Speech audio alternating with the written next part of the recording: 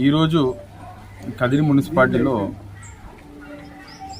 6వ వార్డులో ప్రచారం మొదలుపెట్టడం జరిగింది.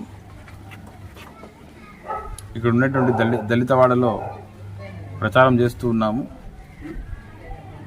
కాంగ్రెస్ పార్టీ, ఇందిరమ్మ పార్టీ వస్తేనే మా దళితులందరికీ న్యాయం జరుగుతుంది. ఇందిరమ్మ హయాంలో, కాంగ్రెస్ పార్టీ హయాంలో మాకు ప్రతి ఒక్కరికి 5-5 సెంట్లు ఇచ్చినారు. ఆ ఇండ్లలోనే మాకు నిర్మాణం కూడా కాంగ్రెస్ పార్టీ.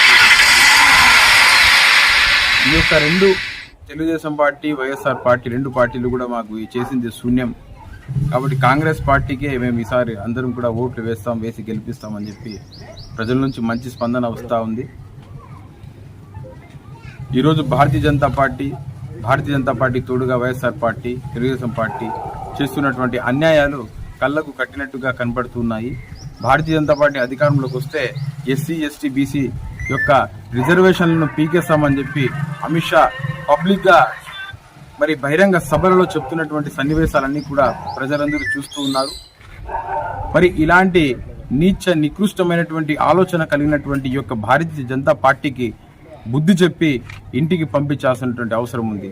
దానితో పాటు ఆ పార్టీకి ఒత్తాసు పలుతున్నటువంటి వైఎస్ఆర్ కాంగ్రెస్ పార్టీకి, తెలుగుదేశం పార్టీకి కూడా ఇంటికి పంపించాల్సిన అవసరం ఉందని చెప్పి ప్రజలందరూ కూడా ముక్త కంఠంతో ఈరోజు మాతో చెప్తూ ఉన్నారు.